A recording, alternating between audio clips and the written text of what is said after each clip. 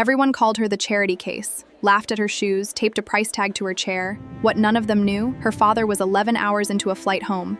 The gates of Ashford Preparatory Academy rose like something out of a different world, wrought iron twisted into the shape of oak leaves, gold paint catching the September sun. Every morning the same procession of black SUVs rolled through them, dropping off children in pressed blazers who had never once wondered what their tuition cost. And every morning, a few minutes behind the rest, a girl named Ellie Marsh walked through those same gates on foot, her backpack patched at the seam, her shoes a size too small because there hadn't been money for new ones since spring. She kept her head down, not out of shame exactly, but out of practice. She had learned that the less attention she drew, the shorter the day would feel. Ellie was 14, quiet in the way that people mistake for weakness, and she had been attending Ashford on what the school called a merit scholarship, though everyone knew what that really meant. It meant she didn't belong. It meant her mother worked 2 jobs to cover the fees that weren't covered, and it meant that somewhere in a records office there was a folder with her name in it, stamped with a word that made the other students look at her like she was something borrowed, something that would eventually have to be returned. She had a father, technically, a man she hadn't seen in almost 2 years, who called on Sundays when he could and sent money that never quite matched what people imagined when they heard the word father was somewhere overseas doing business. The bullying didn't start with anything dramatic. It started small, the way most cruelty does, testing the edges before committing to the center. A comment about her shoes. A laugh that traveled across the cafeteria a half-second too late to be about anything else. The ringleader was a boy named Preston Vance, whose family had a wing of the science building named after them, and whose sense of humor had calcified sometime around the 4th grade into something closer to a weapon. Preston had a way of finding the thing that hurt most and returning to it, again and again, with the patience of someone who had never once been told no. By October, it wasn't subtle anymore. It was a system, and Ellie was the subject of it. They called her the charity case, loud enough for her to hear, quiet enough that a teacher walking by might mistake it for gossip about someone else. They left notes in her locker with $signs drawn through her name. Once, someone taped a price tag to the back of her chair, 75 cents, the exact cost of a cafeteria roll, as if to say this is what we think you're worth. Ellie never told anyone. Not her mother, who already carried enough. Not the school counselor, who she suspected would file a report and forget about it by lunch.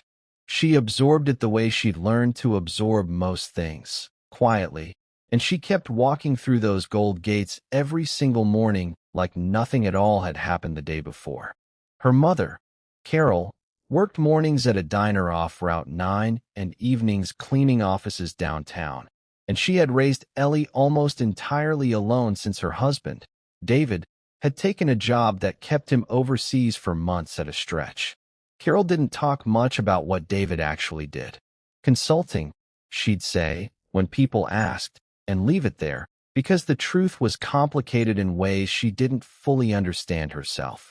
What she did know was that the money he sent covered rent and groceries and Ellie's tuition, though never with much left over, and that he called every Sunday at 7 without fail, his voice tired in a way that made Carol wonder sometimes what exactly he was consulting on. David Marsh had not always lived a life that required explanation. 20 years earlier, he'd been a night shift engineer with a notebook full of ideas nobody wanted to fund, and somewhere in the years since, through decisions he rarely spoke about even to his own wife, those ideas had become a company. And that company had become an empire that touched more industries than most people could name in one breath. He had built it from nothing, and he had never forgotten what nothing felt like, which was precisely why he had made a decision, years ago, that his daughter would grow up the same way he had. Without the gates, without the gold paint. He wanted her to know the weight of $1 before she ever learned the weight of $1 billion. What Ellie didn't know, what almost no one at Ashford knew, was that her father hadn't left because of some ordinary job. He had left because his company was in the middle of an acquisition that would reshape an entire industry. one that required him to be in 3 countries some weeks, and none of them the country his daughter lived in. He called it consulting because the truth felt too large to explain over a plate of diner pancakes, and because he'd promised himself long ago that Ellie would never be defined by his success. She would earn her own footing, make her own friends, learn her own lessons, and if that meant she went to school in shoes a size too small, while her father closed deals worth more than the entire Ashford endowment, then so be it. He believed, with the stubbornness of a man who'd clawed his way up once already, that comfort handed too early would cost her something she could never get back. He had no idea what that decision was actually costing her in the cafeteria of Ashford Preparatory. He had no idea about Preston Vance, or the price tag, or the nights Ellie lay awake rehearsing conversations she'd never have the courage to start. Carol didn't know the full extent of it either, not because Ellie was hiding something enormous, but because she had gotten so good at folding pain into something small enough to carry alone. She told herself it would get better. She told herself it was almost the end of the semester. She told herself a lot of things that fall, and most of them weren't true. The turning point came on a Thursday in November, gray and cold in the way that made the gold gates look almost dull. There was an assembly that day. The entire school gathered in the auditorium for something about community values, an irony that would later strike more than one person as almost unbearable. Afterward, in the crush of students filing out, Preston and 2 of his friends cornered Ellie near the coat room, and what had been words until then became something else. A shove. A backpack ripped from her shoulder and emptied onto the floor, its contents, a second-hand calculator, a folder of homework, a photo of her father in a frame the size of a playing card, scattered across the tile for anyone to step on. Ellie went down trying to gather it all, and in the scramble, someone's foot caught the frame, and it skidded, cracking, under a row of lockers. She didn't cry, not there, not in front of them, because crying was the one thing she still had control over, and she wasn't going to give it away for free. But something in her had reached its limit that day, some quiet threshold crossed without ceremony. She picked up her things, walked to the nearest bathroom, and sat on the floor of a stall for 11 minutes before she trusted her hands enough to text her mother 3 words. I need you. Carol left work early for the first time in years. When she picked Ellie up outside those gold gates, her daughter's eyes were red-rimmed but dry, and it took the entire car ride home before Ellie finally told her everything. Not just Thursday, but October and September, the price tag, the notes, all of it, spilling out in a voice that kept catching on itself. Carol sat in their driveway afterward for a long time before going inside, her hands tight on the wheel, thinking about the man 3,000 miles away who paid for a school that was supposed to be giving their daughter opportunity and had instead handed her a slow, daily erosion. That night, for the first time and longer than she could remember, she didn't wait for Sunday. She called David. He picked up on the second ring, already halfway through a sentence about a delayed flight, before Carol's voice stopped him cold. She didn't soften it. She told him about the price tag, about the frame with his photo in it now sitting broken in a drawer, about 11 minutes on a bathroom floor. There was a long silence on the line, long enough that Carol thought the call had dropped, and then David said 4 words that would end up changing everything. I'm coming home now. He didn't fly home in the ordinary sense. He canceled 3 meetings that had taken his team 8 months to arrange, board members he'd have to answer to later, deals worth enough to make headlines if they collapsed, and none of it mattered to him in that moment the way his daughter's voice on a recording Carol had sent him mattered, for words captured on a hallway camera outside the auditorium, a phrase that had stuck in his chest like a splinter. Charity case, right on cue. He sat on that plane for 11 hours running through every version of the conversation he'd have with the headmaster, and underneath all of it sat a harder question he couldn't shake, whether the decision he'd made years ago to keep Ellie sheltered from his wealth had actually sheltered her from anything at all, or whether it had simply left her exposed in a different direction entirely. He landed at 6 in the morning, and went straight to the house instead of a hotel, standing in the doorway of a bedroom that still had a night light in the shape of a moon from when Ellie was 7, watching his daughter sleep for a full minute before he could bring himself to wake her. When she opened her eyes and saw him there, she didn't say anything at first. She just started crying, the kind of crying that had clearly been waiting weeks for permission, and David sat on the edge of that bed and held his daughter while the sun came up outside, and made a decision that he should have made a long time before that morning. He walked her to school himself the next day, not in an SUV, not with an entourage, just the two of them on foot, the way she'd always walked it, except this time her father was beside her in a plain gray coat that didn't look like it belonged to a man who could have bought the school outright. Word had already started moving through the hallways by the time they reached the gates, because David had made one phone call before dawn to a headmaster named Dr. Whitfield, who picked up expecting a routine parent complaint and instead found himself agreeing to an emergency meeting with a man whose name, once David said it plainly, made the color drain slightly from his face. The meeting was set for 9 that morning, and by 8:45 the entire administrative wing knew something unusual was happening, because a black car with government-issue plates had pulled up alongside 3 others, and men in dark suits were speaking quietly into their sleeves near the entrance. Preston Vance's parents were called in without being told why. So were 2 other families. None of them knew yet that the man waiting in the headmaster's office, sitting calmly with his daughter's cracked photo frame set on the desk in front of him, held a majority stake in the holding company that had quietly funded Ashford's newest wing 3 years earlier, a fact even Dr. Whitfield had only half registered until that morning. The meeting began the way these meetings often do, with polite tension and careful language. Dr. Whitfield explaining that the school took matters of student conduct extremely seriously, that they'd look into any allegations thoroughly, the kind of sentence built to sound like action while committing to none. David let him finish. Then he set his phone on the desk and played 11 seconds of hallway footage Carol had requested from the school's own security office the night before. Footage that showed Preston Vance's foot catching a photo frame and grinding it under a locker while 2 other boys laughed. Footage nobody in that room could explain away as horseplay or misunderstanding. He didn't raise his voice. That was, in some ways, the most unsettling part of it. According to the assistant principal who sat in on the meeting and later described it to a colleague as the calmest she'd ever seen someone dismantle an institution's excuses.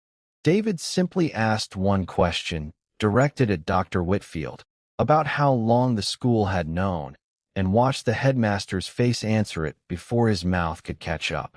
Then David told him, in the same even tone, that he'd be reviewing every complaint filed about his daughter over the past year, the ones that had apparently gone nowhere, and that he expected answers by the end of the week, not from the school's lawyers, but from the people responsible. Preston's parents arrived 20 minutes later, and the temperature of the room changed entirely once introductions were made. Robert Vance, who had spent years treating Ashford's donor wall like a personal scoreboard, extended his hand toward David with the easy confidence of a man used to being the most important person in any given room, and then froze slightly when David's assistant, standing quietly by the door, addressed him by his full title, one that made clear exactly whose name was on the largest plaque in that donor wall's recent history. It wasn't cruelty on David's part. He didn't need to raise his voice or invoke his net worth to make the moment land. The silence that followed did that work on its own. What David actually said to the Vances was simple. He told them he understood that 14-year-olds make mistakes, that he wasn't interested in ending anyone's education over a single incident, however serious. But he wanted Preston to understand something his parents apparently hadn't taught him yet, that cruelty towards someone assumed to have less was, in David's exact words, the cheapest currency a person could spend, because it cost nothing and revealed everything. He said it looking directly at Robert Vance, not at the boy, because he understood by then exactly where that particular lesson had failed to get taught. The consequences that followed weren't the kind that make for dramatic television. No expulsions announced over a loudspeaker. No public shaming to mirror what Ellie had endured. David didn't believe in matching cruelty with cruelty. He'd built his entire career avoiding that exact trap. Instead, Preston was placed on formal disciplinary review, required to complete community service hours at a shelter across town. The kind of place where 75 cents actually mattered to the people standing in line for a meal, and Dr. Whitfield, under pressure from a board that suddenly remembered exactly whose money kept the lights on, implemented a new reporting system for harassment complaints. One with an actual paper trail and actual consequences, named quietly after no one, because David had specifically asked that his name stay out of it. Ellie hadn't asked for any of it. Not the meeting, not the disciplinary review, not the black cars outside the gates. When her father picked her up that afternoon, she asked him, quietly, whether things were going to be different now or just different for a week. It was a fair question from a girl who'd learned not to trust easy fixes, and David didn't have a perfect answer for her. What he told her instead was that he couldn't promise the world would suddenly treat her better, but he could promise that she would never again wonder whether anyone was in her corner, because from that day forward, he intended to be impossible to miss. The story might have ended there, a satisfying enough resolution, if it weren't for what happened 3 weeks later at the Winter Assembly, the same auditorium where the whole unraveling had started. Dr. Whitfield had asked David, somewhat nervously, if he'd be willing to speak, expecting a polite decline. David surprised him by agreeing, on one condition, that Ellie could stand beside him if she wanted to, though he made clear she was under no obligation. She thought about it for 2 days before telling him yes. He kept it short. He told the students at Ashford Preparatory that he'd built a company from a folding table in a rented apartment, that he'd once worn shoes with cardboard lining the soles because new ones weren't in the budget, and that nothing about a person's clothing or their zip code had ever once predicted, in his experience, who they'd become. He told them that his daughter had spent a semester being treated like she didn't belong in a building he'd quietly helped fund, and that the irony of that hadn't escaped him. Then he stepped back and let Ellie speak, if she wanted to, and she did. 3 sentences, quiet but steady, about what it felt like to be laughed at for something she couldn't control, and how she hoped nobody else in that room would ever have to explain that feeling to a room full of strangers. Something shifted after that assembly. Not everything, not overnight, because institutions and teenagers both changed slowly and imperfectly. But the price tag stopped. The notes stopped. A few of the kids who'd laughed along with Preston without really understanding why found their way to Ellie's lunch table over the following weeks. Awkward at first, the way most repair work is, offering small apologies that didn't erase what came before but weren't nothing either. Preston himself never became her friend. That particular repair takes longer than a school year usually allows. But he stopped being the architect of her days, and by spring he'd quietly transferred some of his community service hours into a standing weekly commitment at the shelter, one nobody had asked him to extend. Carol went back to 2 jobs for a while out of habit more than necessity, because David had insisted on covering everything now. Tuition, rent, the ordinary weight she'd been carrying alone for years, but she found something had changed in the way she carried it, lighter somehow, now that she wasn't doing it in isolation. She and David didn't pretend the last 2 years of distance had been painless, or that money alone could repair what time apart had cost their family, but they started having dinner together on weeknights when he was in town, which was now most of them, because he'd restructured his entire schedule around a decision he should have made years earlier. David never moved them into a mansion, never traded the modest house on the quiet street for something that matched his portfolio, and he never told Ellie the exact number attached to his name, because he still believed, even after everything, that some lessons about the world were worth more than any dollar figure could ever be. What he did change was smaller and more permanent. He was present. He answered his phone. He showed up to a school play in March in the same plain gray coat, sitting in a folding chair in the third row, and nobody in that auditorium would have guessed, watching him laugh at his daughter's fumbled line delivery, that his signature alone could move markets 3 continents away. Ellie graduated from Ashford 2 years later, not as the charity case anyone remembered her being, but as a girl who'd started a peer support group for scholarship students, quietly modeled on the 11 minutes she'd once spent alone on a bathroom floor, determined that no one else would have to sit through that alone if she could help it. She never talked much about her father's wealth to her classmates, not because it was a secret anymore, but because she'd learned, the hard way, that it had never actually been the most important thing about him. What mattered was the version of him that walked her to school on foot in a plain gray coat, the morning after 11 hours on a plane, because a man who had built an empire from nothing had finally understood that his daughter needed something no acquisition could buy, proof that she wasn't standing alone. If this story reminded you of anyone who ever stood up for someone quietly, without needing an audience for it, you already know what kind of person actually leaves a mark on the world. Stories like this one are why this channel exists, to remind people that character shows up in small rooms long before it ever shows up in headlines. If you want more stories built around that same idea, stick around, because there's another one waiting right after this.